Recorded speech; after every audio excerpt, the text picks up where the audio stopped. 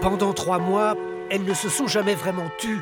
Mais aujourd'hui, les cloches de Ronchamp signifiaient quelque chose de fort pour beaucoup de croyants. Comme cette mère et sa fille, pressées de retrouver leur chapelle, trop longtemps fermée. Il faut être présent pour justement la réouverture de ces lieux saints. Il faut montrer que les fidèles sont là.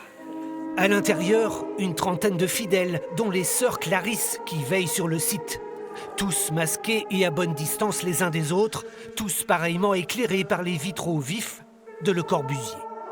Pour le prêtre, une cérémonie plus proche de ce qui existait avant le confinement. C'est vraiment une grande joie, parce que c'est une chapelle où il ne se passe pas de culte, c'est un musée. Alors ce n'est pas un musée ici, c'est un lieu de vie. Autour de la chapelle, quelques curieux, issus de la région.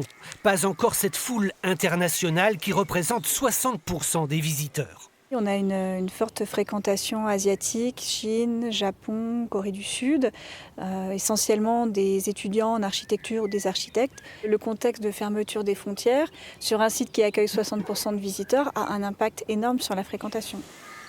Le confinement n'a pas que des conséquences financières. Il a aussi gelé des travaux de restauration très attendus. Les pathologies ne s'arrangent pas, quoi, hein. Au fur et à mesure des hivers, on se rend compte qu'il y a un besoin rapide d'intervenir. Les travaux permettront aux visiteurs de découvrir les dessous de ce drôle de navire. 70 000 personnes montent chaque année sur la colline de Ronchamp.